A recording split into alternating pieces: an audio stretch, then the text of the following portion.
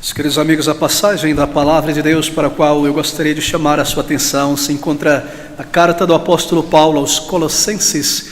Abra comigo no capítulo de número 3, Colossenses capítulo 3, nós leremos do versículo 22 em diante para dentro do capítulo de número 4, o versículo 1. Colossenses capítulo 3, versículo de número 22, estas palavras de Paulo pelo Espírito. Uma palavra ao cristão no trabalho. Vós, servos, obedecei em tudo a vossos senhores segundo a carne, não servindo só na aparência como para agradar aos homens, mas em simplicidade de coração, temendo a Deus. E tudo quanto fizerdes, fazei-o de todo o coração como ao Senhor e não aos homens, sabendo que recebereis do Senhor o galardão da herança, porque a Cristo Senhor servis. Mas quem fizer agravo, receberá o agravo que fizer, pois não há acepção de pessoas. Vós, senhores, fazei o que for de justiça e equidade a vossos servos, sabendo que também tendes um Senhor nos céus. Este versículo 22 em particular: vós, servos, obedecei em tudo a vossos senhores segundo a carne, não servindo só na aparência como para agradar aos homens, mas em simplicidade de coração, temendo a Deus. Nosso título nesta manhã é uma palavra para o crente no local de trabalho. Bem, nós chegamos nesta passagem das Escrituras em que temos lidado nestes últimos domingos anteriores sobre o crente nestas esferas sociais provisórias desta vida. Você se recorda que neste capítulo de número 3, Paulo, pelo Espírito, ele tem uma palavra ao crente no lar, no casamento, como pai, como mãe, como filho.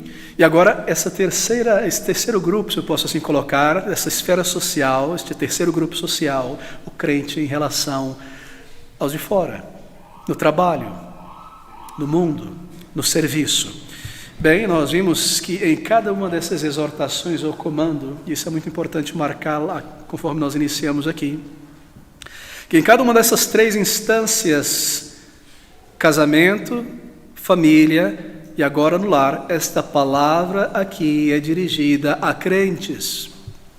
Esta palavra é dirigida a pessoas que já experimentaram uma nova vida em Cristo Jesus, e é muito importante marcarmos isso. Ó, querido amigo, esta palavra do Senhor é dirigida a pessoas que já nasceram de novo. O mundo não regenerado não pode compreender, nem receber, nem apreciar o poder destas verdades ou colocá-las em prática. É simplesmente inútil tentar explicar e instar com pessoas não regeneradas sobre o valor, sobre o poder destas palavras. O mundano não convertido não aceita, não recebe estas coisas. Ele não tem a força, ele pode compreender intelectualmente, mas isso soará para ele como algo utópico e no máximo ingênuo. Vós, esposas, submetei-vos, sujeitai-vos a vossos maridos. Isso é coisa ultrapassada. Isso é coisa de uma geração, de uma sociedade patriarcal, arcaica, antiga. Eu não aceito isso. A mulher não regenerada não pode compreender e aceitar estas coisas. Vós, maridos, amai a vossas esposas como Cristo amou a igreja. Isso é impossível, diz a pessoa não regenerada. Vós, filhos, obedecei em tudo a vossos pais. O não crente não compreende estas coisas. Ele não tem o poder para viver estas verdades. Assim, meu querido amigo, esta terceira exortação aqui, dirigida a crentes no local de trabalho, a mesma verdade se impõe sobre ela. É dirigida a crentes. Seria inútil tentar reunir a CUT, a Central Única dos Trabalhadores, e dirigir a eles e exortar a eles com essas palavras: vós, trabalhadores, vós, servos, obedecei em tudo a vossos senhores. Você percebe o que eu quero dizer? Não se engane, estas palavras são dirigidas a crentes. E assim é muito estranho quando nós vemos certos pregadores tomarem destas palavras e exortações, como nos encontramos no Sermão do Monte, e entregar isto ao mundo e esperar que o mundo consiga viver aquelas palavras de Cristo nas bem-aventuranças. Não, isso é dirigido a pessoas que têm o Espírito de Deus. E por isso podem agora, com esta nova natureza, ouvir, obedecer e viver a vontade de Deus. Assim, esta é a primeira observação que nós fazemos. Estas palavras são dirigidas a pessoas que já nasceram de novo. Porque assim como uma esposa não regenerada não está disposta a submeter-se a seu marido, e um marido não salvo a amar desta maneira a sua esposa, também os filhos a submeterem a seus pais da mesma maneira, pessoas não convertidas não conseguirão viver estas palavras dirigidas a eles enquanto no local de trabalho. O que está explícito aqui em cada um desses comandos é que a pessoa que recebe esta exortação, seja ela esposa, marido, filho, empregado ou empregador, é uma pessoa que está em um relacionamento vertical com Deus. É uma pessoa que anda com Deus, que já nasceu de novo, que é guiada pelo Espírito Santo de Deus. É isso que está explícito. É alguém que nasceu de novo, que é uma nova criatura, a respeito de quem se pode dizer que todas as coisas se fizeram novas. É isso que está explícito. Ela possui um relacionamento com Deus, primeiramente, e porque esta pessoa tem um relacionamento real com o seu Criador, então ela pode receber esta palavra, esta exortação, de maneira que essa exortação não se refere apenas aos nossos relacionamentos humanos, como marido, esposa, pai, filho, trabalho e trabalhador, não. Há um ponto de partida aqui. Há uma verdade vital, essencial, um ponto inicial de partida nessa introdução, nessa aplicação, nessa exortação. E a verdade é esta, que primeiramente eu sou uma pessoa em um relacionamento com Deus. E então um marido em relacionamento com Deus. Eu sou um pai, primeiramente um relacionamento com Deus, então um relacionamento com minhas filhas. E da mesma maneira eu sou um trabalhador, uma pessoa que primeiramente anda na presença do Senhor e tem comunhão verdadeira com Ele, pela sua palavra em espírito, então eu sou um trabalhador. Essas palavras são dirigidas a pessoas que têm um relacionamento com Deus, e a verdade explícita aqui é que esse é o ponto inicial.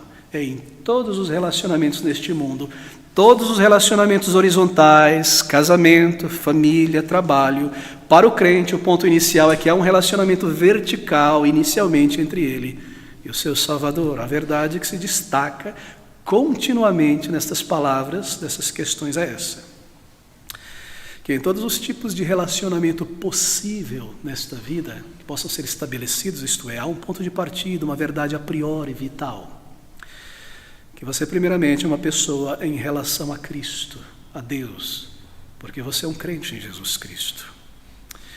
Bem, o fato determinante aqui então não é se eu sou um marido, ou uma esposa, um filho, ou um pai, se somos empregados ou empregadores. O fato determinante não é esses relacionamentos temporários, são esferas sociais temporárias para esta vida somente. O fato determinante, querido amigo, é o teu relacionamento com Deus. Este relacionamento é para sempre. E a maneira como você se relaciona com o teu Criador, com o teu Salvador, então, irá afetar a maneira como você se relaciona com a tua esposa, com o teu pai, com o teu empregador, com o teu empregado. Esta é a verdade aqui. E assim nós começamos por aqui. Esse é o propósito da nossa existência, não é? De fato, você se recorda das primeiras palavras do Catecismo de Westminster? Qual o propósito da existência do homem? A resposta é clara: glorificar a Deus, andar e desfrutar da presença dele para sempre. Todos os demais relacionamentos horizontais humanos são temporários, mas o propósito da nossa existência, dessa nova criação em nós por Cristo Jesus, é este relacionamento. Assim nós partimos deste ponto inicial a considerar essas exortações práticas. É dirigida a pessoas que já nasceram de novo, e nessas esferas sociais que nos encontramos, nós somos primeiramente pessoas em relação a Deus. Então, maridos, esposas, pais e filhos, e agora, empregados e empregadores. A coisa mais importante é esse relacionamento, é o teu andar com Deus, e isso irá afetar a tua conduta. Bem, querido amigo, há uma outra coisa a ser mencionada inicialmente, antes de entrarmos nesses versículos em particular. Você percebe que há 3 pares de relações aqui, não é? Casamento, família, trabalho. Essas são as 3 principais esferas sociais de nossa sociedade. Quando um homem se une a uma mulher, então surge o casamento, o matrimônio. Quando Deus abençoa este matrimônio com filhos, então nasce uma família. E quando esta família se espalha pelo mundo em suas esferas sociais de relação com outras pessoas, o trabalho, estudo, 3 esferas sociais. E o que você observa aqui é que em cada uma delas, esta verdade que eu mencionei se destaca. O relacionamento ou dever que nós temos em cada esfera é realizado porque nós temos um relacionamento com Deus. Observe o comando dado às mulheres no versículo 18: vós, mulheres, estejais sujeitas a vossos próprios maridos, porque isso convém no Senhor, porque você é uma crente, você pertence a Ele. Você percebe o relacionamento vertical influenciando o relacionamento horizontal. E a mesma coisa é dada ao marido e aos filhos. Se você observar em Efésios capítulo 6, Paulo lida com isso também. Ele traz mais detalhes. No versículo 5 do capítulo 6 de Efésios: vós, servos, obedecei a vossos senhores segundo a carne, com temor e tremor, na sinceridade do vosso coração. Observe o elemento vertical, como a Cristo, porque nós pertencemos a Cristo. No versículo de número 9, vós, senhores, fazei o mesmo para com eles, deixando as ameaças, sabendo também que o vosso Senhor está no céu, e que para com ele não há acepção de pessoa, porque eu não irei ameaçar, eu irei tratar bem o funcionário, porque eu tenho um relacionamento com o meu Deus, o meu Senhor está no céu, eu sou primeiramente uma pessoa salva, o propósito da minha existência é amá-lo, é viver para ele, é honrá-lo. Então, como um trabalhador, um empregador, isso afeta a minha conduta para com o empregado. E na sequência nós vemos a exortação dele aos demais nessas outras áreas e esferas. Bem, é muito importante iniciarmos aqui. Querido amigo, o senhorio, o domínio de Cristo em nossas vidas não se restringe somente aos domingos.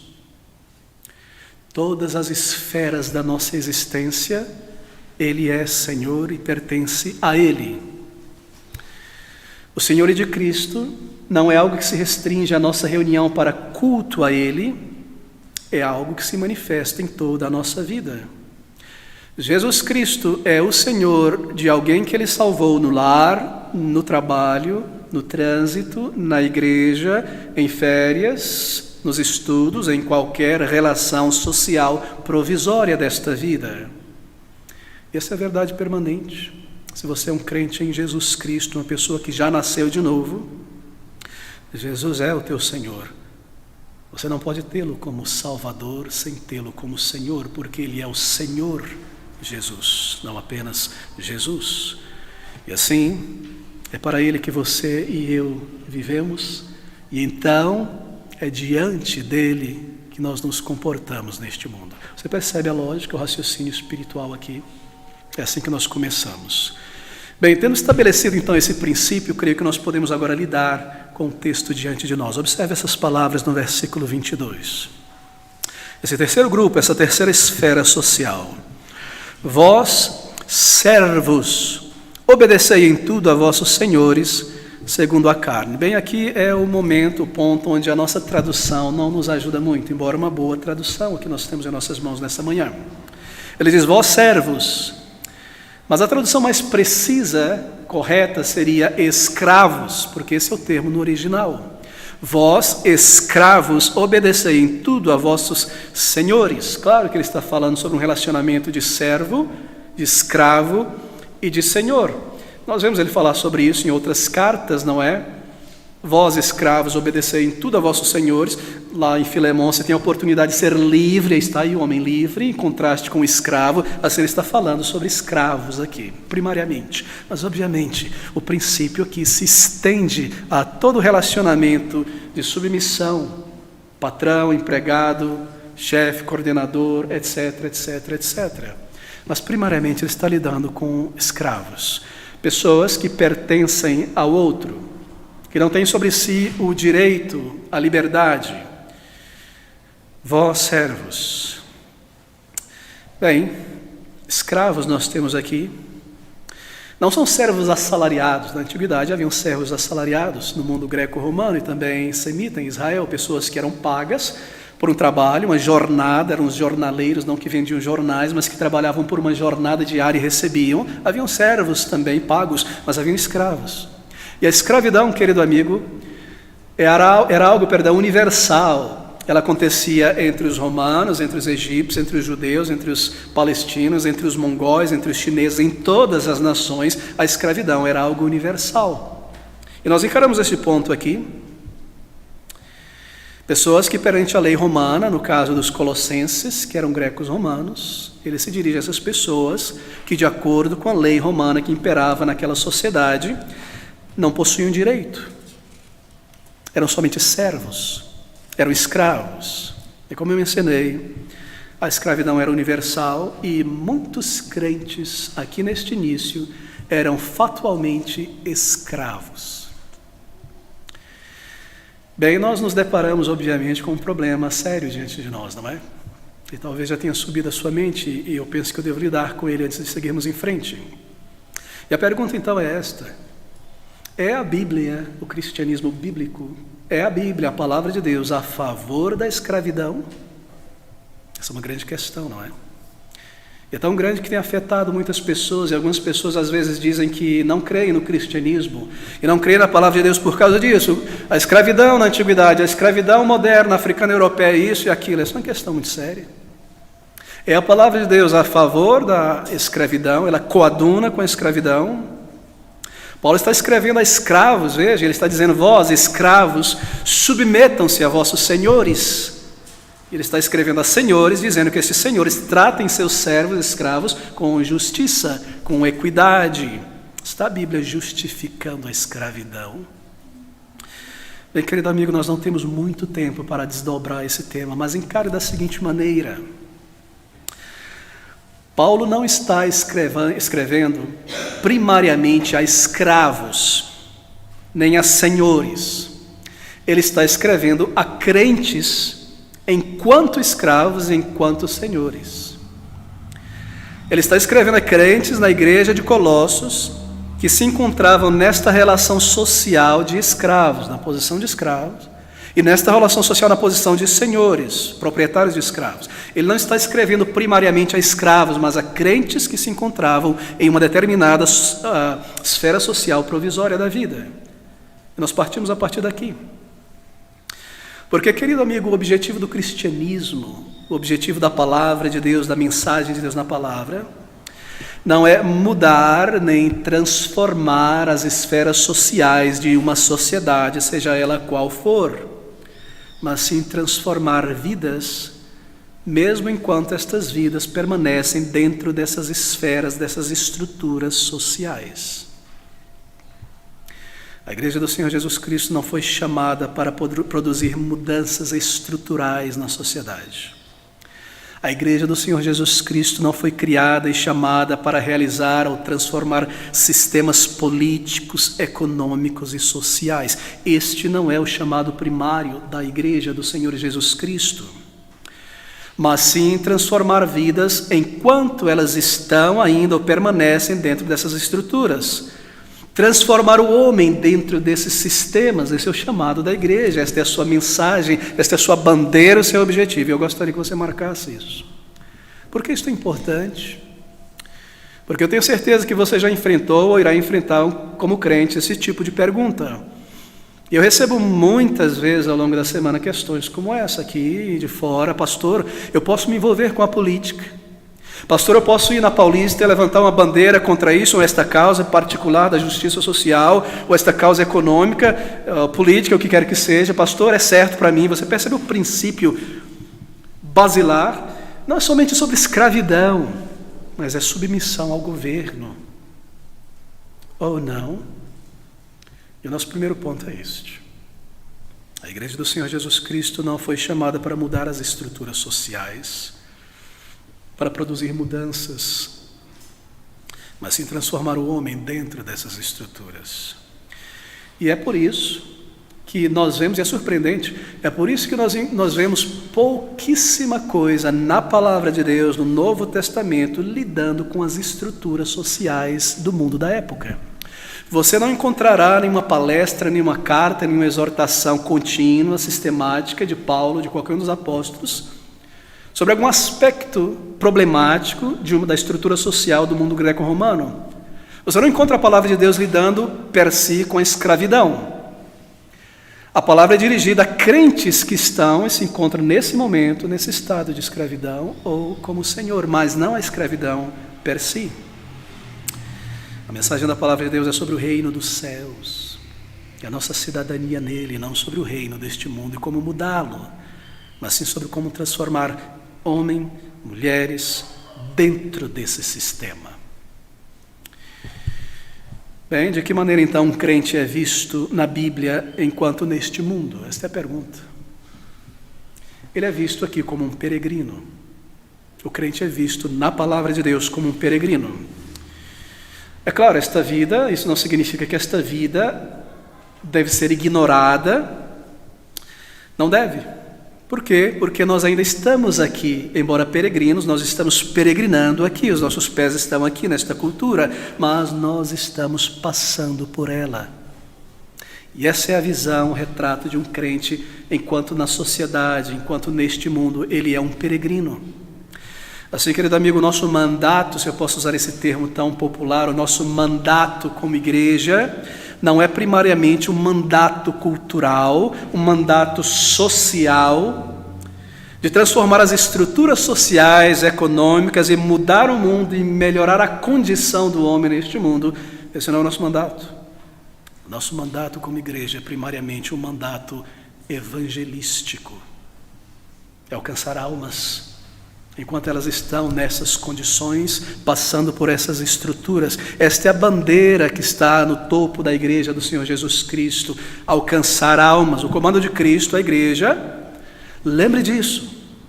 O comando do Senhor Jesus Cristo à igreja, não é que o povo de Deus vá por todo mundo, não é ir por todo mundo e apregoar e instaurar a justiça e a equidade em todas as nações, em todas as relações sociais. Mas sim ir por todo mundo e pregar o evangelho a toda criatura. Esse é o comando de Cristo para a igreja. E o nosso lema nesta igreja, e em toda a igreja bíblica do povo de Deus ao longo dos séculos, o nosso lema não é liberdade, igualdade, fraternidade, mas sim crê no Senhor Jesus Cristo e será salvo tu e a tua casa. Essa é a nossa bandeira, essa é a nossa mensagem. Essa é a nossa vocação, o nosso chamado como povo de Deus reunido. Para que nós estamos aqui?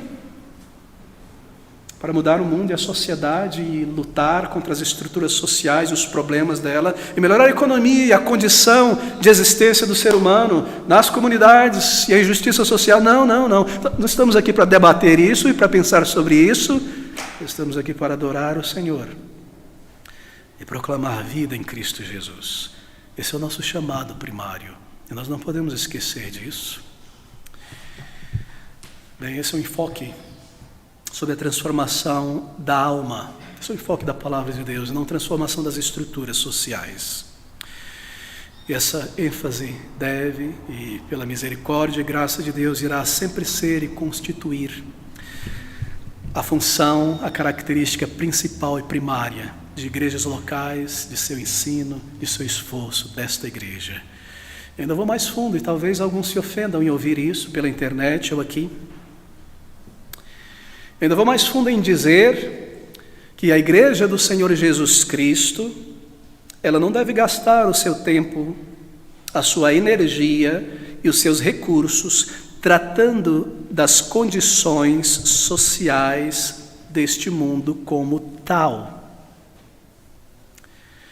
Essa não é a sua tarefa principal como igreja. Querido amigo, não me entenda errado nesta manhã. A palavra de Deus condena a violência, a morte, o roubo de pessoas, sequestro. Escravidão é sequestro. A injustiça, a balança injusta. A Bíblia condena diretamente isso. Abre em Deuteronômio depois, 24, versículo 17, leia. Leia Levítico capítulo 19 por inteiro, depois em casa. A Bíblia condena estas coisas. Ela condena a opressão de senhores sobre os escravos e a injustiça. Esteja certo, absolutamente certo sobre isso. Agora, é interessante notar que a igreja do Senhor Jesus Cristo, em seu primórdio, não considerou esta questão social como sendo a sua tarefa principal lá no início. Bem, não há censura, marque isso.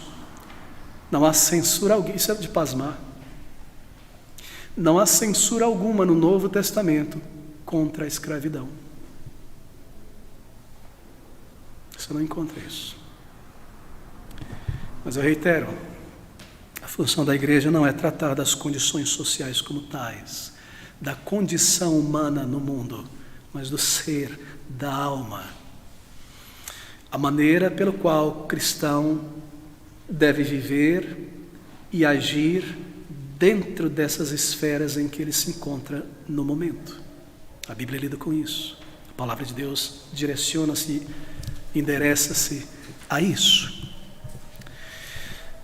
Com a maneira como ele se porta, bem, nós jamais devemos perder este enfoque como igreja. Por que eu digo isso?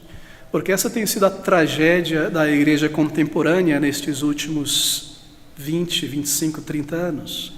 Ela baixou do mastro a bandeira do Evangelho e subiu uma outra bandeira, disfarçada de Evangelho, mas uma bandeira social. O enfoque é o nosso relacionamento com Deus, enquanto nos encontramos, passamos por estas esferas sociais provisórias. Enquanto vivemos nas estruturas sociais, ou enquanto tentamos, como indivíduos, transformá-las. Queridos amigos, se nós não pudermos, nesta manhã, dentro de nós, afirmar para nós mesmos, diante do Senhor, que o nosso principal objetivo nesta vida, o nosso principal interesse em conhecer, em aprender, é a nossa relação com Deus. Então eu devo dizer que o que quer que nós creiamos a respeito dessas várias questões, política, economia, tipos de governo, legislação, direitos humanos, arma ou não arma, tudo mais será irrelevante. Se nós não pudermos dizer que nós vemos a nossa vida neste mundo como uma vida temporária, que nós estamos passando por este mundo, que a nossa vida neste mundo é temporária, passageira, fugaz, então nós estamos errados em nosso cristianismo e nós perdemos o foco em algum momento após a nossa conversão. Mas eu devo me apressar, é claro, em dizer que assim como a Bíblia não faz nenhuma declaração contra a escravidão, lembre-se, que ela não condena a escravidão, tampouco a Bíblia justifica a escravidão. Tampouco a Bíblia coaduna com a escravidão. Bem, você não vê nenhuma defesa apologética na Bíblia sobre esse sistema, ou contra esse sistema. Mas também você não vê na Bíblia nenhuma defesa justificando, desculpando esse sistema. Está tudo bem esse sistema, você não encontrará isso. Nenhuma defesa em favor, nenhuma defesa contra. O que você vê então? O que você vê é a Bíblia lidando com o crente nestas diversas esferas, relações sociais, seja como um escravo, seja como um livre. Versículo de número 22, vós servos, escravos, obedecei em tudo a vossos senhores. Ele está falando com crentes. Vós crentes, relacionamento vertical, em seu relacionamento horizontal, obedecei em tudo a vossos senhores segundo a carne. Por quê? Porque é uma esfera social provisória, é segundo a carne, não servindo só na aparência. Capítulo 4, versículo 1, outro lado, vós senhores, fazei o que for de justiça e equidade a vossos servos, sabendo que também tendes um Senhor no céu. Este é um crente que possui servos. Bem, nós chegamos a este ponto. Qual é a dedução então que nós tiramos daqui? A dedução é clara, a dedução é bastante clara. E mais uma vez eu devo apertar nesta tecla e pressioná-la.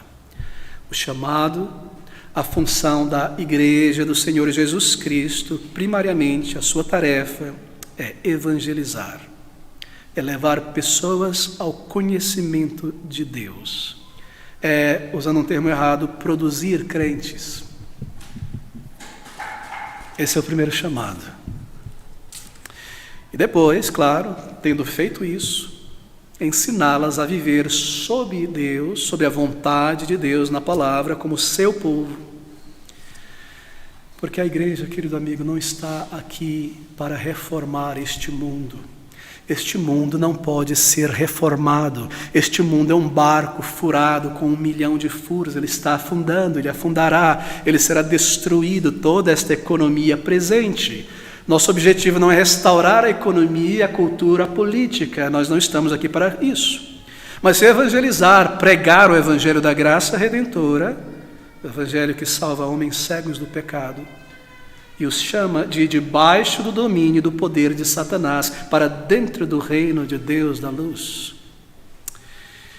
Todavia, eu devo marcar isso novamente. O cristianismo, ele não suprime a nossa relação com as condições sociais em que o ser humano se encontra. Você percebeu que eu usei 2 termos diferentes?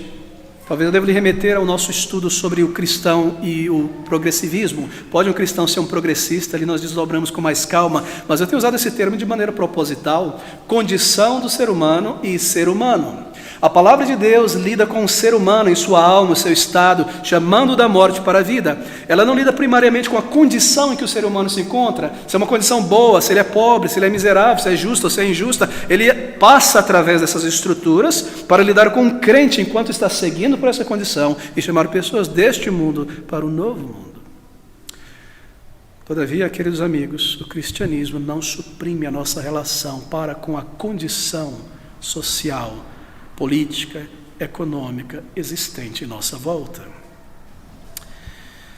Não significa, é claro, que o cristão salvo, individual, cidadão de um país, não deva se preocupar em melhorar a condição social em que vive. Eu gostaria que cada irmão aqui entendesse isso, para que eu não receba então depois e-mails, não de pessoas de nossa igreja, desaforados, dizendo que somos alienados, porque não gostamos de política. É claro que nós não somos. Eu creio que aqui está o ponto determinante, o divisor de águas. Diferenciar em sua mente, entender com clareza a missão, chamado, mandato, função da igreja e o crente individual dentro de suas esferas sociais, trabalho, família, casamento. Diferenciar entre o chamado do povo de Deus reunido, igreja, o nosso chamado é evangelizar, e o crente, este salvo, em seu ambiente, em seu local de trabalho, em sua comunidade. E assim, enquanto o chamado da igreja é ide por todo mundo e pregar o evangelho, nós nunca perderemos isso de vista e nunca transformaremos esta plataforma, este púlpito, em um palanque político para debater estas questões, mas sempre o evangelho e as doutrinas da fé para edificação e treinamento do santo. O crente, quando ele está nesta esfera social, então ele não fecha os olhos para a condição social, política, econômica. Ele vai agir. E aqui está o divisor de água. O crente não deve agir como um indivíduo isolado neste mundo. E não significa que como um cidadão que vive aqui e passa por este mundo, ele não tem o direito de tomar parte no melhoramento das circunstâncias e da condição da comunidade, das pessoas que vivem ali. E se você pensar com calma, de fato é assim que tem acontecido ao longo da história. Pense comigo por um instante. Aqui está um homem alienado de Deus, perdido, condenado, vivendo para o pecado, para o prazer do corpo, da carne, a concupiscência dos olhos, a soberba da vida. Sua vida é este mundo, seu ideal é este mundo. Então ele é salvo, resgatado, redimido, recebe o Espírito de Deus, um novo coração. E aqui estou eu transformado. E de repente eu me encontro neste mundo, uma nova criatura, num velho mundo decadente, e eu olho em volta, e o que eu faço? Eu começo a examinar este mundo. Eu não tinha entendimento deste mundo, mas agora eu tenho. A palavra de Deus me educa, me ensina. Sendo salvo, eu compreendo a verdade. Então o que eu faço? Eu levanto os meus olhos e começo a examinar este mundo em volta. E ao examinar o meu bairro, a minha comunidade, o meu país, eu começo a perceber que as coisas não estão como deveriam ser, que não há equidade, que não há justiça, que há crime, que há maldade, que há miséria, que há tragédia. Então, educado por estes princípios, como crente individual, naturalmente, eu começo a agir buscando justiça, um melhoramento. É assim que tem sido, é assim que tem acontecido ao longo da história. Não é a igreja buscando isso, porque senão é o seu chamado, mas cada crente em seu local. É claro, você se dedica a isso, mas você não transforma isso como seu maior chamado em sua existência, melhorar a condição social, me envolver, toda a minha energia, suor, recurso e tempo vai ser para isso. Não, não, não. É o seu relacionamento com o teu Criador. Estas coisas são provisórias, elas passarão. Mas aqui está um homem e uma mulher transformada. E ele vive neste local, e nesta rua onde ele vive, neste bairro, não há esgoto público. Não há saneamento básico. E ele começa a perceber algo que ele estava acostumado e não percebia, porque quando nós vivemos na desordem, no caos, na miséria, por muito tempo nós nos tornamos insensíveis, não é, às coisas. Mas de repente ele é uma nova criatura, ele começa a olhar o esgoto em céu aberto, e as crianças com cólera, e o menino tomando banho naquele rio poluído, e o saco de lixo entupindo o bueiro, e todo tipo de coisa, e a lama, não posso chegar no metrô, no trem, no ônibus. Esse crente começa a agir, isso não pode permanecer assim. Então ele reúne um grupo de pessoas, faz um baixo-assinado, cria uma associação de moradores daquele pequeno bairro, juntos procuram um vereador, se necessário a televisão, o jornal, e de repente, os vereadores estão brilhando de sorriso, buscando votos, e vão começar a agir e colocar saneamento básico, asfaltar isso aqui até chegar na porta do ponto de ônibus. É assim que o crente age. Se ele é um empregado, se ele é um empregador, eu posso multiplicar os exemplos aqui, nós temos ouvido, não é?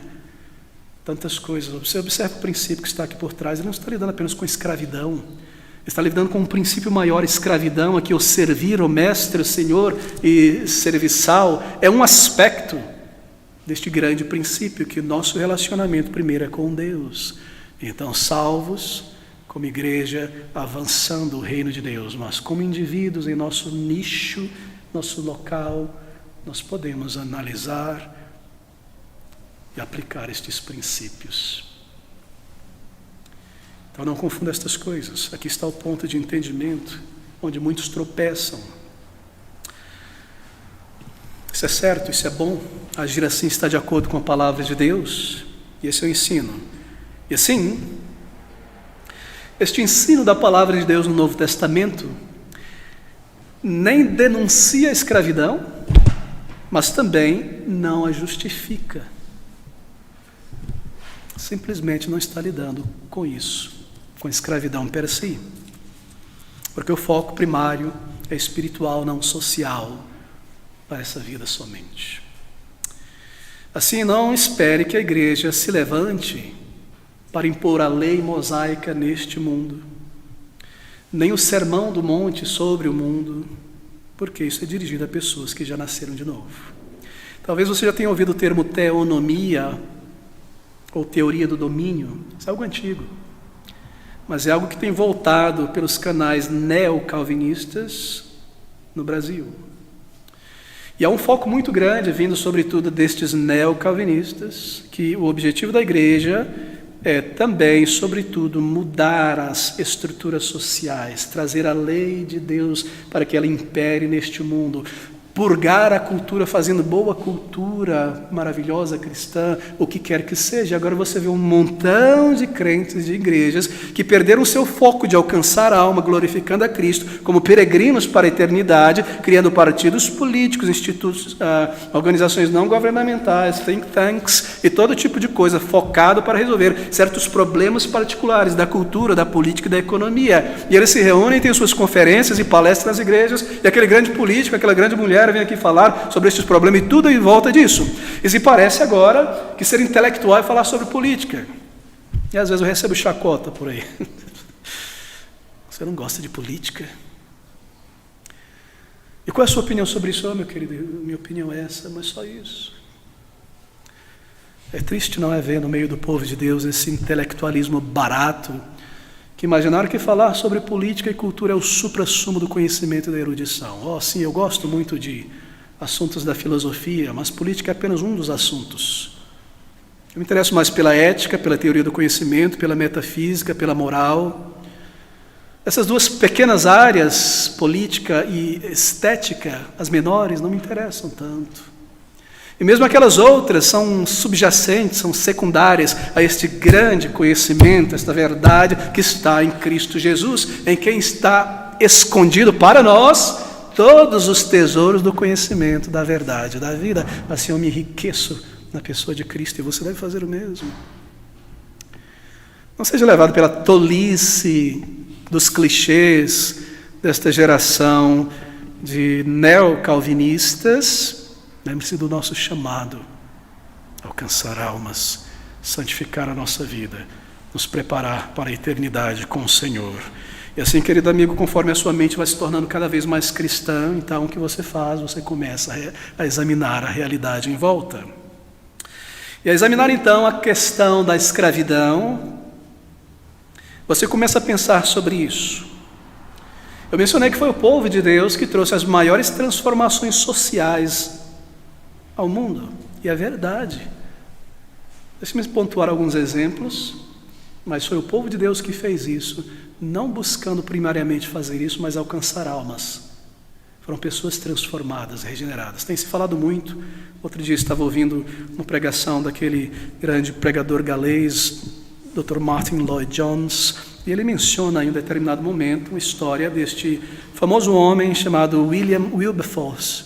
Creio que a maioria já ouviu, foi um reformador social do século XVIII, mas aquele homem, na verdade, ele nasceu em berço de ouro. Em outras palavras, ele era um almofadinha, um playboy, vivendo para o luxo, para si, para a arte, para a cultura e tudo mais. Até um dia que Deus abriu seus olhos para a podridão da sua alma e o levou a uma conversão evangélica, isto é, um arrependimento, não só abraçar o cristianismo cultural, mas uma conversão evangélica, verdadeira na alma. Então o que aconteceu? Que aquele homem transformado pela palavra de Deus, ele levanta os seus olhos e então começa a examinar a situação em sua volta. E qual era a situação predominante, trágica da sua época? Era a escravidão.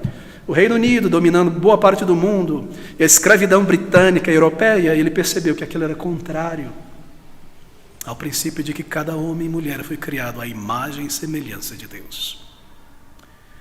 Assim, não confunda, deixe-me fazer um parênteses, a escravidão moderna africana e europeia com a escravidão da antiguidade. São coisas muito diferentes. Porque enquanto na escravidão da antiguidade você tem pessoas de todas as cores e nações como escravos, o judeu era escravo, o romano era livre, pessoas da Arábia, do Egito. Na escravidão europeia é muito diferente, está ligado a uma questão ideológica, superioridade racial. Seres humanos eram tratados como animais na escravidão moderna. São duas, apenas diferencio, porque quando você está ouvindo esse termo escravos, servos, não pense sobre o escravo moderno, certo? Havia filósofos que eram escravos.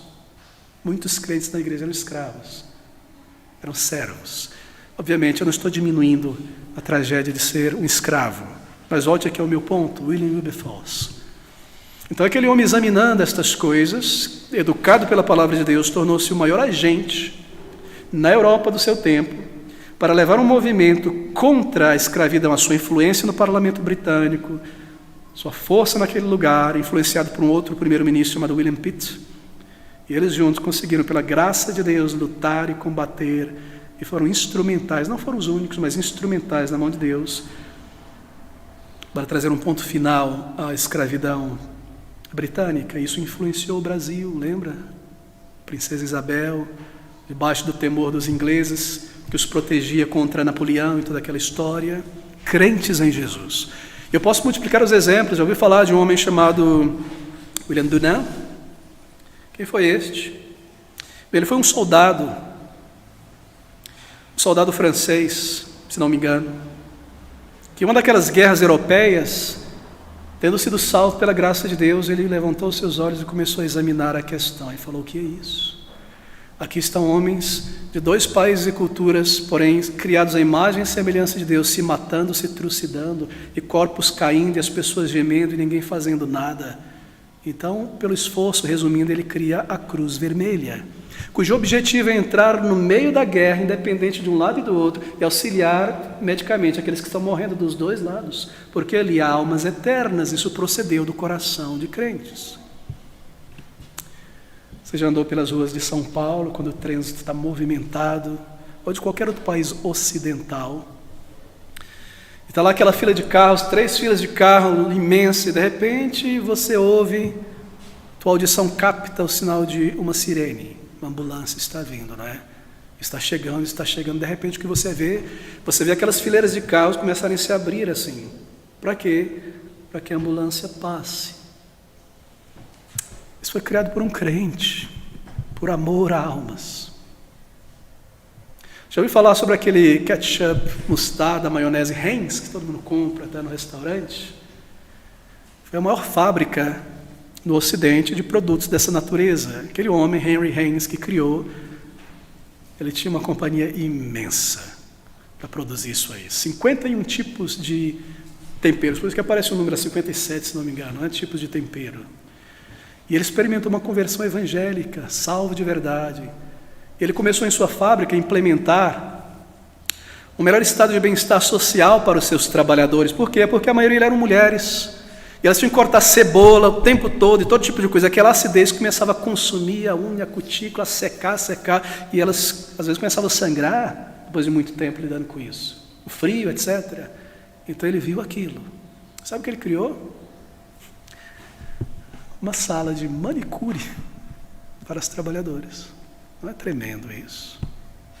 Para cuidar da saúde delas. E foi um dos primeiros no Ocidente a buscar esses direitos, esses benefícios para o trabalhador, que até então, depois da Revolução Industrial, eram meras máquinas trabalhando, semi-escravos. Isso vem da mente de crentes. E quantos exemplos eu posso desdobrar aqui da influência de pessoas que nasceram de novo, e por causa do seu relacionamento com o seu Criador, o seu chamado, a vida eterna, eu pertenço a Ele, a minha vida é para Ele, eu sou um peregrino, isso afeta, sendo educado pela palavra de Deus, a sua mente. Então ele olha em volta em sua circunstância, e aquilo que ele pode fazer de maneira legal, ele começa a agir para ajudar. Mas ele não põe o seu coração nisso, a sua vida não é para isso. Porque o que adianta ter as unhas lindas e perder a tua alma? Um asfalto maravilhoso, sem buraco, não como o de São Paulo, e perder a tua alma. E aquela comunidade vivendo feliz, todo mundo trabalhando, educado, e o sistema de esgoto funcionando, e perderem a alma. Esse é o grande erro das igrejas em nossos dias. Eles querem alimentar e treinar pessoas para que entrem no inferno graduadas e saudáveis. Nós não podemos inverter a ordem das coisas. Nós não podemos, nós não iremos. Eu fecho esse parênteses, querido amigo, há muito a ser dito, não é? A igreja não pode mudar as condições sociais, não é o seu mandato, mas o cristão individual compete a ele influenciar o seu ambiente em redor. É claro, o Senhor Jesus Cristo ensinou isso. O sal influencia toda a salada, a carne podre, a luz espanta as trevas. Embora ele esteja passando por esta esfera, sua vida é para o Senhor, para o seu reino, para o povo de Deus. Aquelas são demais coisas. Assim, a reforma social é o subproduto da transformação de vidas. Você percebe como a nossa geração inverteu as coisas? Vamos melhorar a condição das pessoas. Condição. E quando tudo estiver maravilhoso, o ser humano vai ser bom. Não, ele chega ao poder e começa a se corromper, porque aquilo que nasceu torto não pode ser endireitado naturalmente, diz a palavra de Deus. Mas se nós alcançamos almas, e assim por dizer, produzimos verdadeiros crentes, então este crente transformado, 1, 10, 100, 1000, 1 milhão, irá transformar este bairro, esta cidade, esta comunidade. Veja esses países que sofreram profunda influência da palavra de Deus, porque a grande massa, a maioria, eram pessoas que experimentaram conversão. Qual foi o resultado? Pavimentar, organizar. Ah, não, ali tem lama, ali tem um lodo, não dá para passar de carro, tem uma árvore. Não faz nada ali, porque tem um espírito dos ancestrais e não podemos fazer nada. Aí fica o esgoto, fica a miséria, fica a tragédia. Então ele nasce de novo, dizendo, não, espírito de ancestrais, coisa nenhuma. O Senhor nos deu todas as coisas, e passa o asfalto aqui, e põe a grama ali, e faz as coisas andarem. Somente a palavra de Deus transforma pessoas de fato.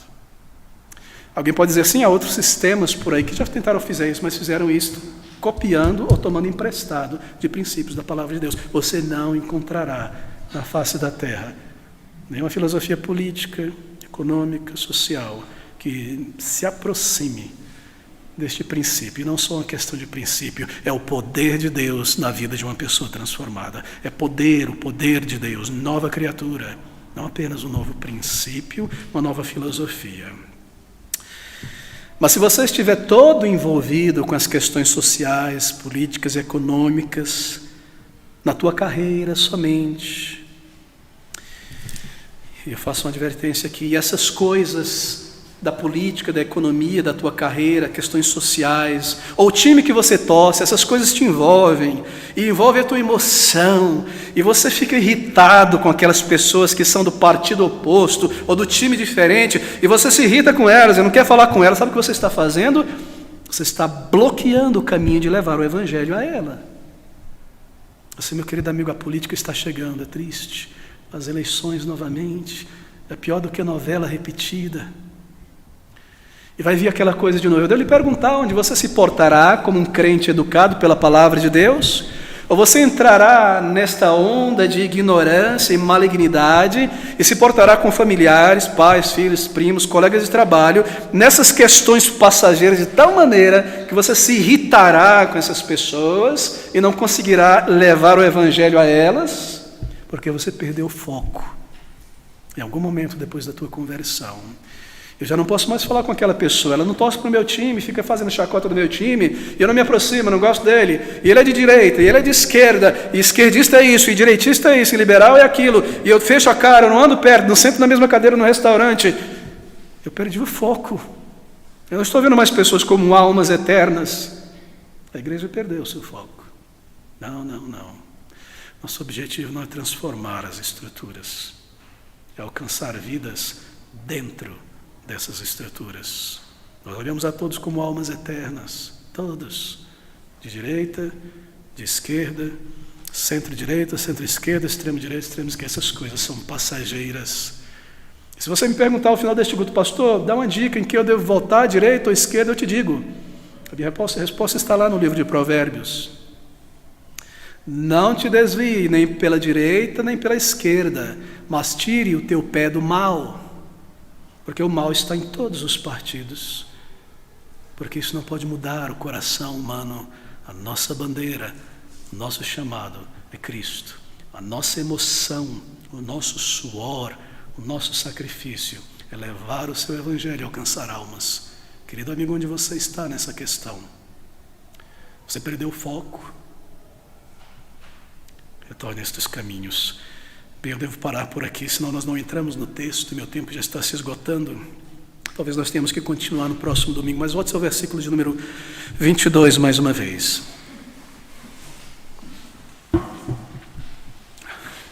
Vós servos, aplique agora a trabalhadores, aqueles que estão em uma condição de empregados. Obedecei em tudo a vossos empregadores, segundo a carne, não servindo só na aparência como para agradar os homens, mas em simplicidade de coração, temendo a Deus. Vós servos. Bem, quem são esses servos? Qualquer pessoa assalariada que se encontra em uma condição de empregado, de trabalhador, seja assalariado numa companhia, uma instituição, alguém que está prestando um serviço autônomo em um momento para alguém, você está servindo. Um profissional liberal, oferecendo seu serviço a um custo combinado ou sob um contrato. Tudo entra aqui nesse termo servo, trabalhador. E vós, servos, qual é o comando, qual é a palavra de Deus para o crente no trabalho? Obedecei em tudo a vossos senhores segundo a carne. Por que será que Paulo precisou dizer isso? Bem, nós retornamos aos outros grupos. Porque ele precisou dizer à esposa, vós mulheres estejais sujeitas a vossos próprios maridos. Porque ele não falou sobre um monte de coisas, dificuldades que a esposa enfrenta e exortações, porque ele tocou neste ponto, porque ele sabe que esta parece ser a dificuldade maior da esposa. Porque ele menciona no versículo 19, vós maridos amai vossas esposas, e não menciona uma outra lista do que eles devem fazer em relação às suas esposas, porque ele entende pelo Espírito que o homem tem esta grande dificuldade de expressar este amor. Vós filhos, obedecei em tudo. Vós pais, não irriteis a vossos filhos. Vós servos, obedecei. Ele toca na questão principal aqui. Por isso, vós trabalhadores, em tudo a vossos senhores, obedecei. Alguns cristãos, esse é o contexto, daí essa exortação, eles pensavam que não há necessidade de trabalhar. Alguns cristãos pensavam da seguinte maneira: você vê várias exortações pontuais nas cartas de Paulo à igreja, você percebe o contexto. Haviam aqueles cristãos casados que se casaram antes da conversão, os dois, e agora um deles nasceu de novo e ele diz assim mesmo: eu sou crente, eu sou uma nova criatura, eu estou livre, eu não preciso ficar com uma pessoa pagã, mundana, uma membro da sociedade greco-romana que acende incenso para os ídolos, eu vou me separar dela. Então vem Paulo e diz: permanecei com vossas esposas. Se o esposo não crente consente em permanecer, não se afaste. Vossos filhos são santificados, etc, etc. Essa é uma exortação. Haviam pessoas também que, salvas, crentes, sabiam que o Senhor Jesus Cristo retornará em breve, e elas pararam de trabalhar, disseram: eu não vou trabalhar, não vou me dedicar a essa vida, a essas coisas, eu vou esperar. E o que aconteceu? O dia passou, outro dia eles falavam comer, começavam a se pendurar, a se encostar no ombro dos outros, de casa em casa, querendo esperar, só receber, ter, não querendo trabalhar. E Paulo diz aqui, Pedro diz: aquele que não trabalha, que não coma. E aqui está mais uma exortação. São várias exortações. Eu penso que se aplique certamente a cada um de nós. Bem, eu nasci de novo. Esse é o contexto. Eu sou um servo, mas eu sou livre em Cristo. Eu não vou me submeter a qualquer homem, a qualquer autoridade. O Senhor é o meu Senhor. Eu não vou ser um servo, eu vou fugir. Vós, servos, obedecei em tudo a vossos senhores, segundo a carne, servindo não só na aparência, como para agradar aos homens, mas na simplicidade, de coração temendo a Deus. Ele teve que dizer essas coisas, e no caso de servos e senhores, esse é o nosso ponto, a tendência dos servos era dizer: então, eu sou um crente, eu sou livre, não permanecerei um servo, não obedecerei a ninguém, não me submeterei a ninguém. Então, estas palavras de Paulo. Mas a pergunta é para nós e para eles: como obedecer em tudo? De que maneira servir? Bem, mais uma vez, a didática de Paulo é a seguinte: ele dá a resposta começando pelo negativo e então o positivo. Primeiro ele lida com o aspecto negativo, então nos diz positivamente como servir. Ele diz: não faça isso, então faça aquilo. Graças a Deus por isso, porque é isso que nós precisamos. Versículo 22, não servindo só na aparência como para agradar aos homens. Esse é o elemento negativo. Ele está falando: você é um crente, você está na firma, no trabalho, seu trabalho prestado como autônomo. Ele está dizendo como você e eu não devemos trabalhar. Você não deve trabalhar só na aparência como para agradar aos homens. E essa frase, em português, é a tradução da frase grega: não fazendo por vista, não servindo à vista. E você sabe muito bem o que eu quero dizer aqui. Isso é algo que acontece. Significa que o crente não deve trabalhar com os olhos espiando o chefe, só de vista, na aparência. Há um tipo de empregado, um tipo de trabalhador, que seja o que quer que ele faça, ele está sempre de olho espiando o chefe. Por quê? Vendo se ele está vindo, vendo se ele está vigiando, e se ninguém estiver observando, ele não faz nada ou faz o mínimo possível. Vós, trabalhadores, não trabalhar só de vista, como para mostrar na aparência, para inglês ver, espiando o chefe. Servir de vista. Um crente nunca deve se portar desta maneira em seu serviço, seja no local de trabalho ou no serviço prestado, fazendo o mínimo possível que seja compatível com o seu salário, o seu recebimento. Manter somente as coisas funcionando, levar nas coxas, como se diz. Estar apenas preocupado em fazer o mínimo. Essa é a atitude da pessoa que só trabalha quando é vigiado, quando está sob a vista. Vós, servos, obedecei em tudo. Final do versículo. Não servindo, segunda parte, não servindo só na aparência como para agradar aos homens, mas em simplicidade de coração, temendo a Deus. Servir só de vista é totalmente incompatível com a atitude de uma pessoa que tem um relacionamento com Deus, diz Paulo. Porque ele sabe que ele não está só sob a vista do seu supervisor, do seu chefe, quando ele não está ali, não está, mas ele está sob a vista de um chefe, de um senhor, de um juiz maior. Como para o Senhor e não os homens. Nós necessitamos dessa exortação. Então, como nós devemos trabalhar e servir?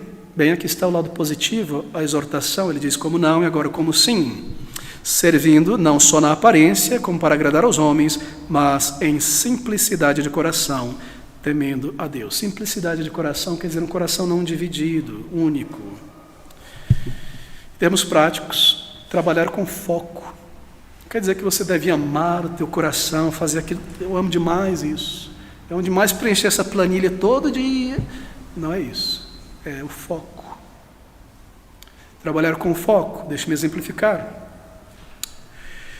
É triste, não é, quando você chega em algum serviço público ou privado para ser atendido por alguém e a pessoa, enquanto te atende, está no WhatsApp. É mesmo? Como é que é? Desculpa. Já viu isso? Coração dividido, um foco separado.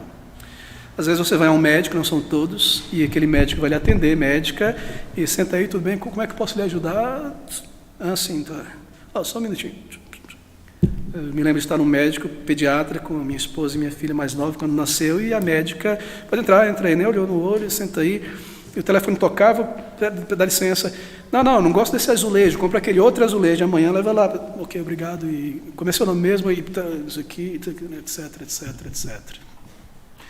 Além de ser injusto, antiético, é prejudicial para o empregador e para a pessoa com quem você está lidando. Assim, vós, crentes, como trabalhadores, ao dar um testemunho cristão no teu trabalho, tenha foco, porque esse é o nosso testemunho diante dos homens. Há uma geração terrível, essa nossa, que imagina que nós podemos separar a vida cristã da vida do mundo. Esse é resultado do pentecostalismo e do misticismo e das seitas. E você na igreja pula e planta bananeira no espírito e faz todo tipo de coisa, está blindado e louva a Deus. Mas na semana você pode ser desonesto, fazer as coisas pela metade, dizer que faz o que não sabe fazer, etc, lesar os outros. Não, isso não é verdadeira vida cristã. A verdadeira vida cristã é um relacionamento com Deus, com o Senhor. Há tantos exemplos. Um foco dividido, um olhar no indivíduo, um serviço mal feito, serviço mal realizado, rapidamente terminado para ir lá fazer as coisas que te dá prazer. Não, enquanto nós estamos nesse trabalho, fazendo isso, o nosso foco está ali. Por quê? Porque nós temos um relacionamento com o Senhor. Assim, ouça essas palavras: não servindo só na aparência como para agradar aos homens, mas em simplicidade de coração, como temendo a Deus. E se você pensa que ele está dirigindo primeiramente palavras a homens que não eram CLT, não eram trabalhadores registrados com carteira, mas escravos, então quanto muito mais a nós. Cabe a cada trabalhador do crente, cada crente no trabalho, independente do trabalho, do seu empregador, a quem você presta serviço, dedicar-se ao seu trabalho e serviço, ao seu empregador, enquanto você estiver nesse trabalho. Ser honesto. O crente não faz trabalho de vista. Há outro Senhor sobre ele, há um relacionamento com Deus. Bem, isso chama a atenção para uma falha comum, muitas vezes. As pessoas fazem seu trabalho de má vontade. Dão a impressão que estão fazendo a contragosto. Preferem não fazer do que ter que fazer. Parece que o trabalho tem que ser arrancado da pessoa como se assim fosse. Pode um crente agir assim? Pode um crente agir desta maneira? Há tanta desonestidade, queridos amigos. Há tanto erro, há tanta insinceridade no meio do trabalho. Nós não podemos ser trabalhadores neste mundo assim. É difícil neste mundo, não é? Quando nós estamos na posição de clientes, nós percebemos isso. Mas será que quando nós estamos na posição de prestadores de serviço, nós lembramos disso? Tanta corrupção. Tive um problema no câmbio do meu carro, câmbio automático, de repente estava frouxo, todas as luzinhas acesas. Eu falei, estou perdido, câmbio, problema de câmbio, todo mundo sabe que é caro. Fui na internet pesquisar, esse tipo de problema acontece, é no câmbio, isso, aquilo ali, e é caro, custoso, fiz uma sondagem em breve ali, uma ligação, esse problema parece isso, aquilo vai ser R$8.000. Onde é que eu vou tirar isso? E aí, antes de levar na oficina, decidi pesquisar um pouquinho mais, e checar um pouquinho mais, e conversar com outra pessoa que tem conhecimento da área, e me disse, não, o problema é esse. Eles não te falaram a verdade naquela oficina.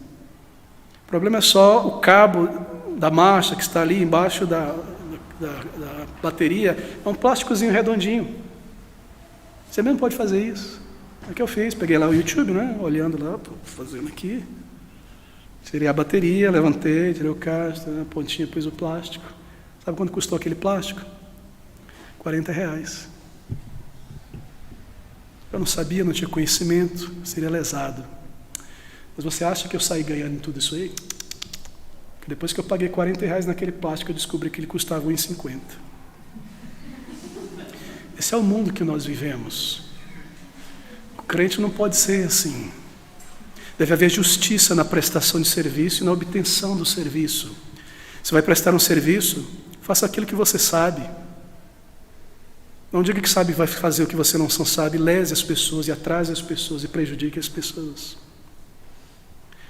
Você contratou alguém para fazer um serviço, combinou esse serviço, isso e aquilo, esse preço, pague. Não seja espertinho, comece a adicionar, no final tem uma coisa imensa e a pessoa vai dizer, olha, eu tive que fazer, mas o que é isso? Rapaz, nós combinamos aqui. Não seja assim, você é um crente em Jesus. Você é uma nova criatura. Esse é o mundo, nós não pertencemos a este mundo, nós temos um testemunho. Não vá as coisas para baixo do carpete para enganar. Enquanto você está envolvido nesse trabalho, você deve ter o teu foco. Até que você vá para um outro, se não é um trabalho que condiz com a sua necessidade ou lhe impede de outras coisas.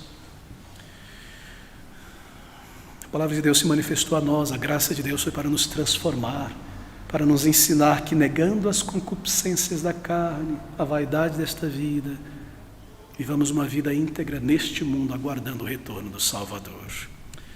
Algumas pessoas, lamentavelmente, crentes em Jesus, aderiram a uma teologia muito conveniente, que diz que Deus fez o trabalho como um castigo para o ser humano. Você já ouviu esse tipo de teologia? O trabalho é um castigo. É o resultado da queda. Foi depois da queda que Deus diz, tem que trabalhar, isso aqui vai ser suado, a mulher vai dar à luz com dor, e vai ter ervas daninhas e abrolhos, vai ser difícil. Não.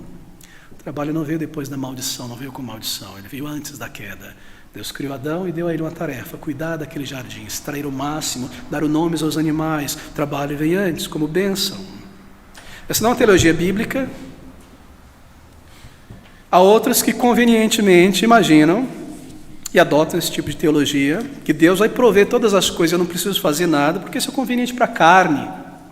Eu vou só orar e o Senhor vai fazer as coisas, e as pessoas vão me dar isso, vão me dar aquilo, eu vou ficar tranquilo, eu creio nisso, eu determino, eu penso assim, o Senhor está me ajudando, eu não penso sobre mais nada. Não é cômodo? Muitas vezes, a razão de um crente sincero oferecer um mau trabalho é um erro teológico, um erro de concepção. Elas pensam da seguinte maneira, aqui estou eu nesse meu local de trabalho. Eu sou um crente, eu desejo honrar o Senhor, desejo testemunhar de Cristo, proclamar o Evangelho, viver para a glória de Deus, mas eu me vejo fazendo algo que não é intrinsecamente voltado para a glória de Deus. Eu trabalho na frente de um computador, eu conserto um sapato, eu arrumo uma parede, eu atendo na recepção, conserto um móvel, lido com burocracia. Assim, porque eu não vejo que esse meu trabalho cumpre qualquer coisa espiritual, então eu vou levando meu trabalho nas coxas. Mas esse é um grande erro. E o erro é este: ser um cristão é só quando eu estou na igreja. Aqui no mundo isso não tem nada a ver, fazendo as coisas de qualquer jeito. Sabe de onde veio isso? Do catolicismo romano.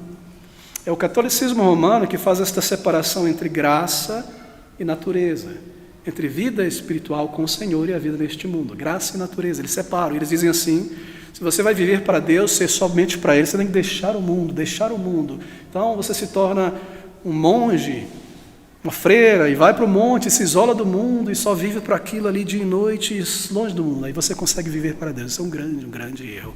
A oração do Senhor Jesus pelos seus servos em João 17 foi: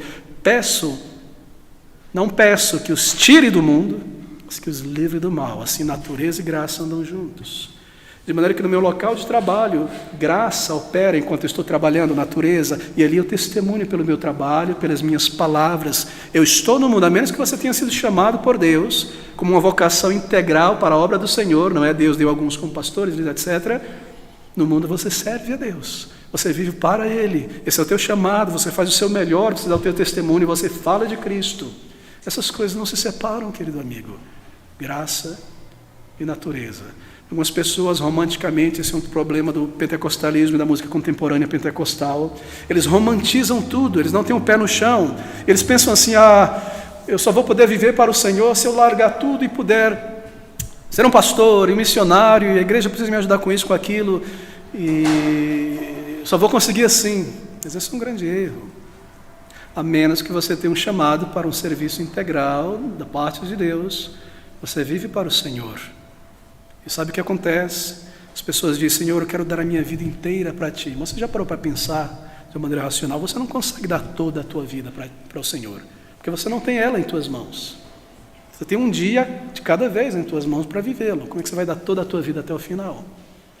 É só se eu sair do mundo e viver? Não. Você vive para o Senhor a cada dia, no trabalho, com o povo de Deus, no serviço do Senhor. E como a vida é feita de dias, quando você olha para trás ao final, você diz: desde a minha conversão, eu vivi toda a minha vida para o Senhor, porque cada etapa, cada página, cada nova fase, eu não deixei a obra do Senhor, o culto ao Senhor e o meu testemunho ao Senhor. A minha vida foi para Ele. Eu não disse para mim mesmo: primeiro eu vou terminar a minha faculdade, depois eu tenho cabeça para evangelizar. Não. Enquanto eu estava estudando, o reino de Deus vinha em primeiro lugar. Esta etapa da minha vida não foi um vácuo espiritual desobediente. Eu não digo a mim mesmo: depois que eu pagar o meu aluguel, meu consórcio, eu terminar isso e aquilo, aí eu vou me dedicar à oração, eu vou no culto de oração. Eu não digo isso, porque eu já tenho um relacionamento com Deus, e então ao final eu olho para trás, e enquanto eu estava construindo a casa, pagando aluguel, criando os meus filhos, fazendo tratamento médico, eu estava servindo a Deus, porque Ele vem em primeiro lugar. E assim eu vivi a minha vida, eu dei a minha vida para o Senhor. Lance fora o romantismo místico pentecostal e volte para a palavra de Deus e ouça esses comandos: vós, trabalhadores, obedecei em tudo a vossos senhores, não fazendo, diz o apóstolo Paulo, como para agradar os homens, mas em simplicidade de coração, temendo a Deus. Bem, queridos amigos, é no local de trabalho, no lar, nas esferas sociais que o nosso testemunho ao mundo começa. Você tem um testemunho onde você está. A maneira como você realiza o teu trabalho, a sua boa vontade, tem essas coisas em mente, são testemunhos. As pessoas não entendem a nossa teologia, o que nós cremos, o que nós pensamos, mas elas entendem as nossas ações, a maneira como nós reagimos a certas situações, a nossa atitude. Nosso testemunho começa ali. O porquê nós fazemos ou não fazemos tais coisas. Ele diz: como ao Senhor, fazendo como ao Senhor. E essa é a chave do ensino do apóstolo Paulo. No lar como um cônjuge, no lar como um pai, mãe, no lar como um filho, no trabalho, em todas as esferas sociais, como ao Senhor, para glorificar a Deus, porque as coisas velhas já passaram, tudo se fez novo. Que é um pecador, por definição? Que é um pecador? Bem, um pecador não é apenas alguém que faz coisas que não deveria fazer. Um pecador, em essência, é primariamente alguém que não vive para a glória de Deus.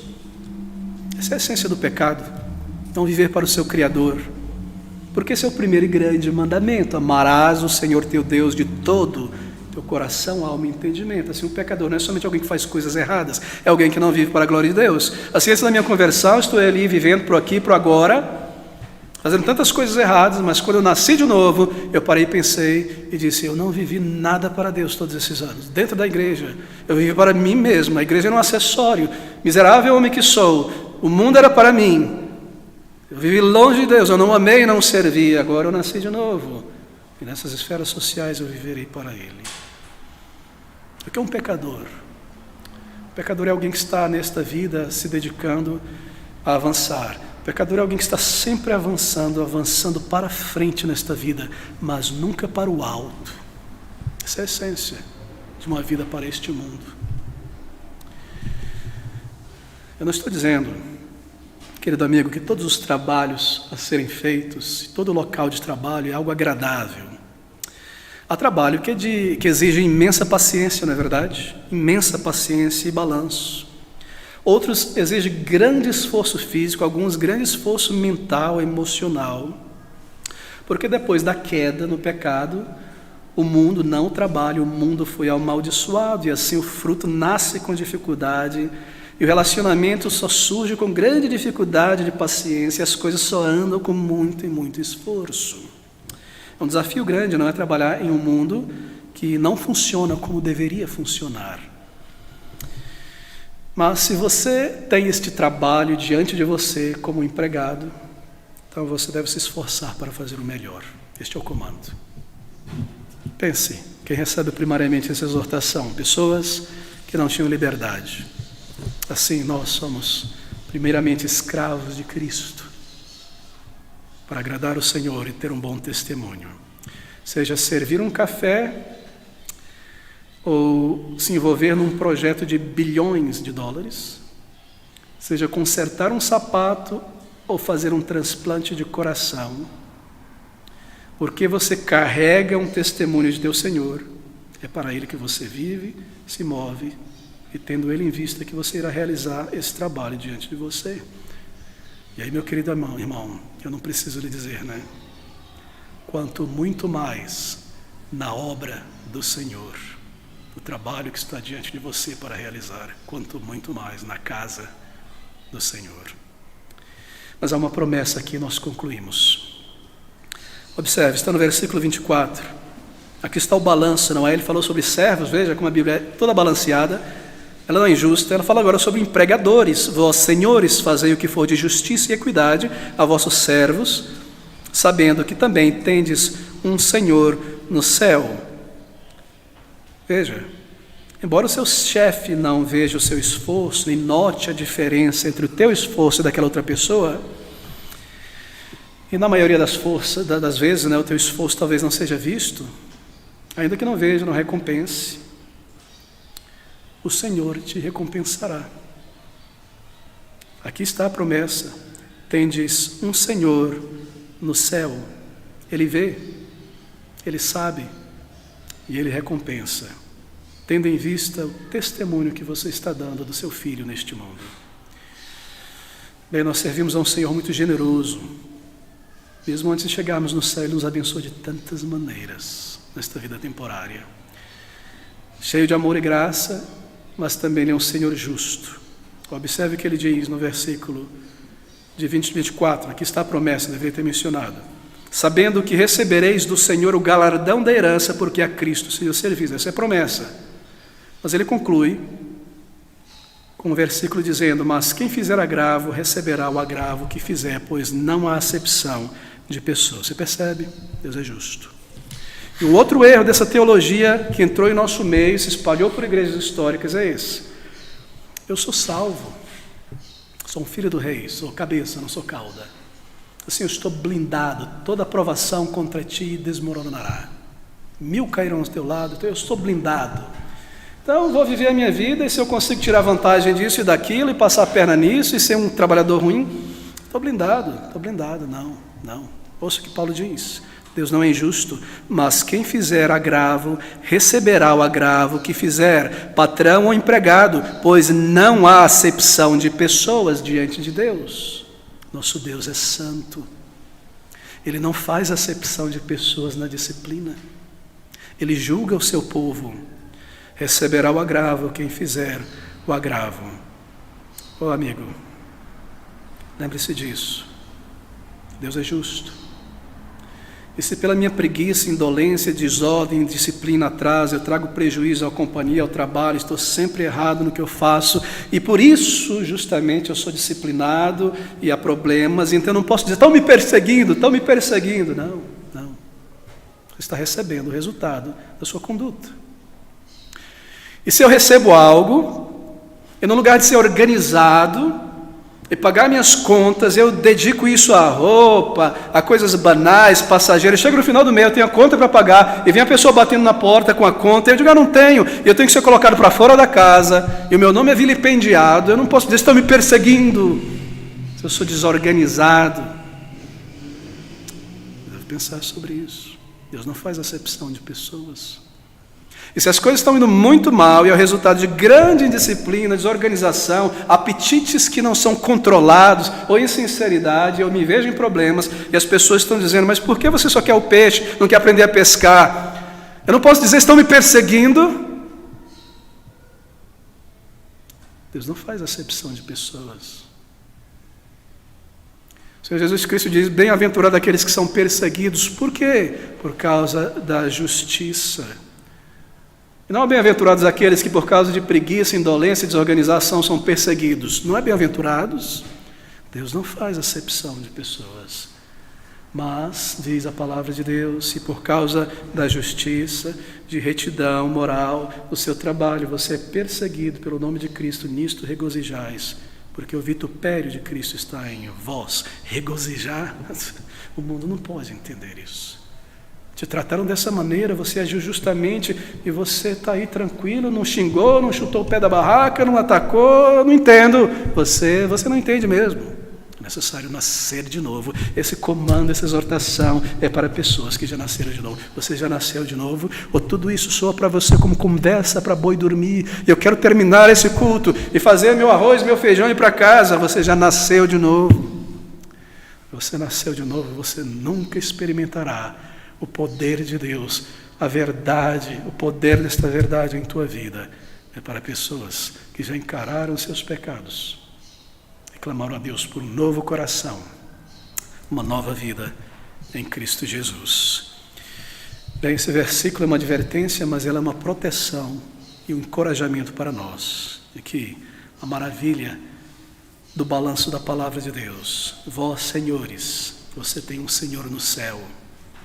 Você é um crente empregador, você é quem recebe o serviço em casa, então fazei o mesmo, diz a palavra de Deus em Efésios 6:9, com justiça e com equidade, trate aquele que lhe presta um serviço. Não tente extorquir. Deus não faz acepção de pessoas. Quando você se encontra na posição de um empregador, seja temporário, longo prazo, então, lembre-se que você possui e eu possuo um mestre no céu. Será que você usa de astúcia como empregador e aproveita talvez a falta de conhecimento do seu empregado, do seu funcionário sobre os direitos que ele tem e aproveita e sonega benefícios devidos? Você faz isso? Você nomeia Cristo em tua vida e faz isso? É impossível acreditar nisso. Você tenha nascido de novo. Você quebra a lei dos homens para ter um lucro e se chama de crente? Você está enganando a si mesmo. Você usa a tua posição e influência para reduzir o direito do trabalhador que lhe presta um serviço, porque você tem poder para fazer isso, e ele não pode fazer nada contra você. Não se chame de cristão, diz a palavra de Deus. Não se engane a si mesmo e venha prestar um culto de lábios a Deus. Você deve examinar o seu coração, se já nasceu de novo. Porque eu e você, marque isso, teremos que dar contas a Deus de tudo aquilo que fizemos nesta vida, enquanto neste corpo. Não importa quão religioso e sentimental você seja, se você chora no momento dos louvores e é movido por coisas, Deus não faz acepção de pessoas. Então a pergunta final é esta: eu sou o tipo de empregado descrito aqui? Eu sou o tipo de empregador que Paulo descreve aqui? Agora imagine, por último, quando todos os crentes evangélicos deste país começarem a aplicar e a viver estes princípios. Haveria uma revolução neste país, tão grande que ficaria na história. Não precisaria de bandeiras, organizações não governamentais, política, grito e nas ruas. As pessoas examinariam seus corações examinariam, transformados por Cristo, examinariam sua situação e naturalmente fariam as coisas certas. O nosso foco é almas. Enquanto nós estamos deste lado do céu, o mais importante é o nosso relacionamento com o nosso Salvador. O mais importante é que façamos o que fazemos, enquanto estamos fazendo, como para o Senhor, sob os olhos dEle, para a glória dEle. Essa é a verdade. Essa é a única esperança para essa nação. Não se deixe enganar. Essas exortações, queridos, para as esposas, nós concluímos aqui, para as esposas, para maridos, para filhos, pais, empregados e empregadores. Quão maravilhosa é a palavra de Deus. Está tudo aqui de maneira clara, direta e aplicada. Nós sabemos o que fazer, mas nós precisamos do poder de Deus, uma nova vida, e então andar com o Senhor. Que o Senhor nos ajude, e Ele ajudará se nós permanecermos nele.